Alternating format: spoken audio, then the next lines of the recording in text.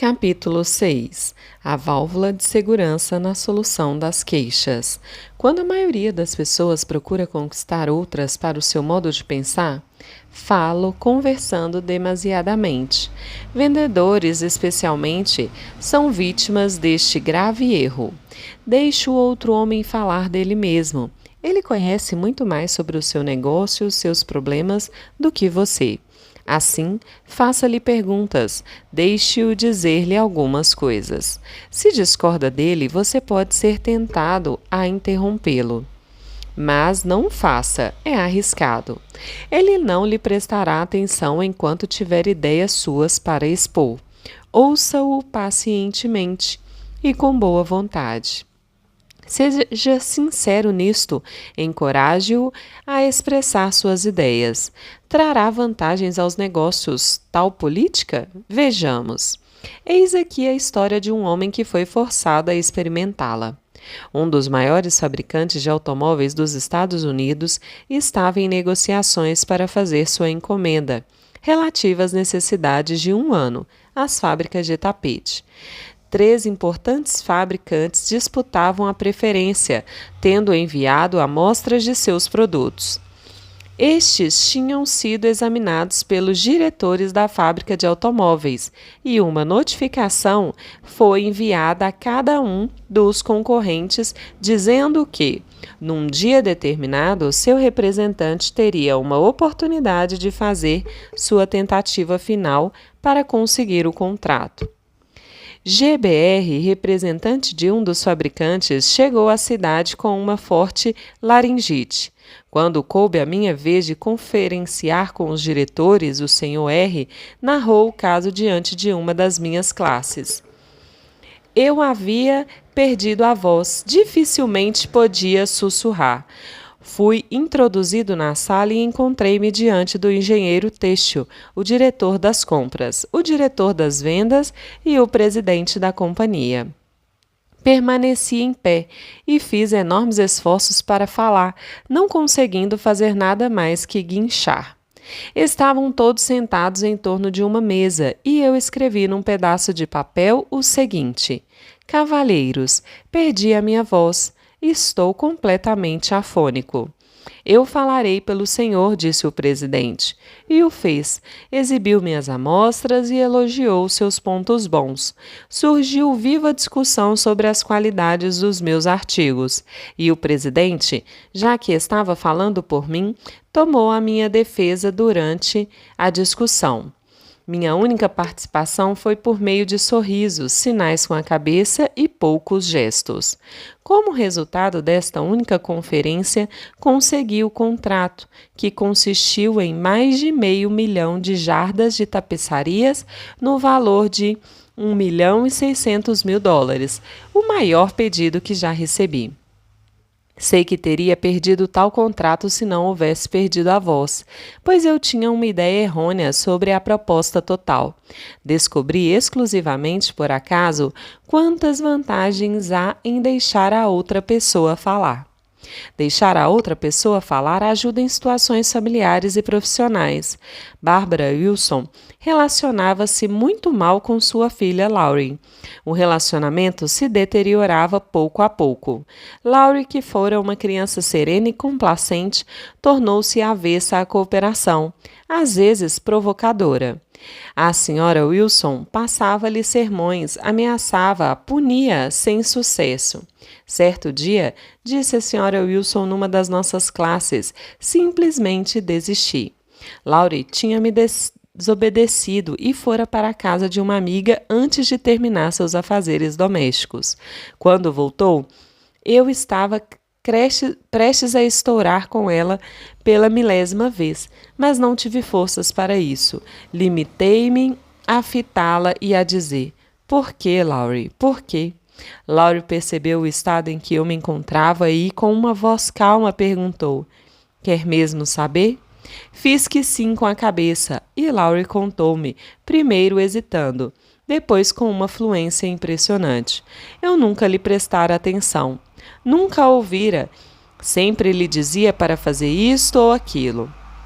Quando sentia necessidade de conversar comigo sobre as coisas dela, sentimentos, ideias, interrompia com mais ordens. Comecei a compreender que ela precisava de mim, não como uma mãe mandona, mas como uma confidente, uma saída para suas confusões de menina em crescimento. E tudo o que eu fazia era falar, falar, quando deveria ouvir. Nunca ouvi.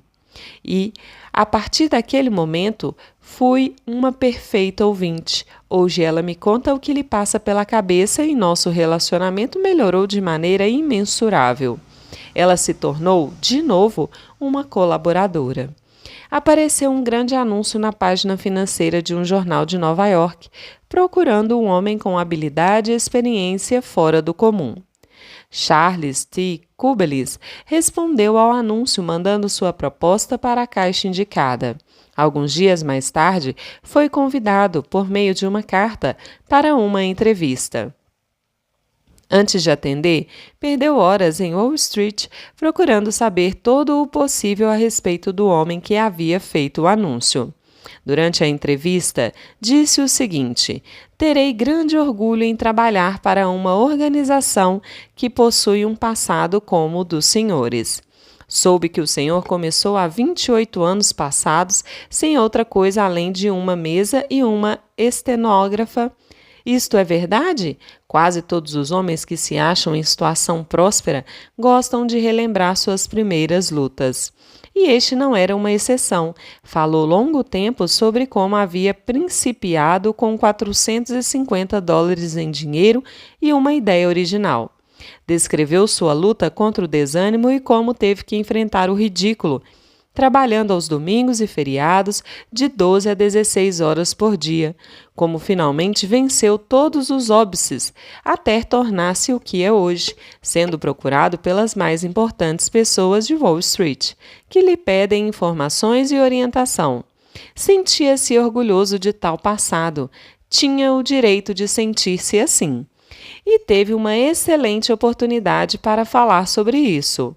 Por fim, inquiriu o Sr. Kubelis de passagem sobre sua experiência. Levou-o então a um dos vice-presidentes e disse: penso ser este o homem que estamos procurando. O Sr. Kubelis deu-se ao trabalho de procurar dados sobre o seu futuro chefe. Mostrou-se interessado no outro homem e nos seus problemas. Incentivou-o a falar a maior parte do tempo e lhe causou ótima impressão. Roy B. Bradley, de Sacramento, Califórnia, tinha um problema diverso. Ouvia enquanto um bom candidato ao cargo de vendedor falava sobre o emprego que buscava em sua firma. Roy relatou: sendo uma pequena firma de corretagem, não oferecemos benefícios, tais como assistência médica, seguro e pensão. Cada representante atua como um agente independente.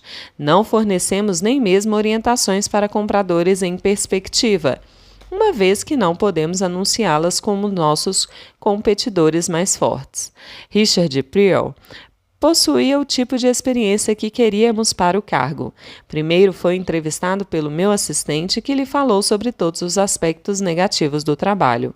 Quando entrou no meu escritório, pareceu-me bastante desanimado. Mencionei a única vantagem de se ligar à minha firma: ser um contratante independente e, portanto, praticamente autônomo. Enquanto falava-me sobre tais vantagens, transmitia todos os pensamentos negativos que trazia com ele ao entrar ao escritório. Por vezes, dava a impressão de que falava consigo mesmo, à medida que acompanhava cada pensamento que ia formulando. Algumas vezes senti vontade de acrescentar pensamentos meus aos dele. Mas, como a entrevista terminou logo, entendi que ele se havia convencido, por uma espécie de autopersuasão, de que gostaria de trabalhar na firma.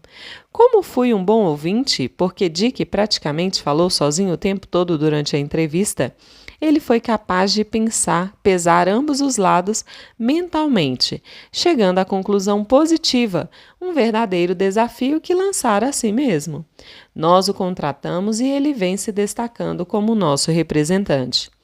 A verdade é que mesmo os nossos amigos preferirão falar sobre si a ouvir-nos falar sobre nós.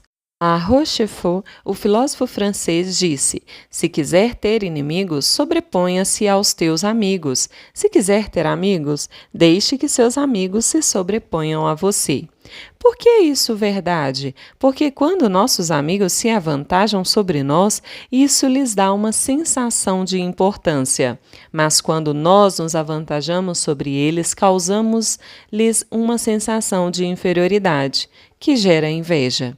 Sem dúvida, a consultora de colocações de emprego mais querida na Midtown Personnel Agents, na cidade de Nova York, era Henrietta G., mas nem sempre isso aconteceu. Durante os primeiros meses de trabalho na agência, Henrietta não chegou a fazer nenhuma amizade entre seus colegas. Por que não? Porque diariamente, invariavelmente, jactava-se das colocações que havia feito, das novas contas que havia aberto ou qualquer outra coisa que tivesse realizado. Sempre trabalhei bem e me orgulhava disso, afirmou Henrietta numa das nossas classes. Mas, em vez de meus colegas participarem do meu triunfo, pareciam se sentir depreciados. Meu desejo era que todos eles gostassem de mim. Eu realmente queria que se tornassem meus amigos. Após ouvir algumas das sugestões formuladas por este curso, procurei falar menos a meu respeito e a ouvir mais meus companheiros.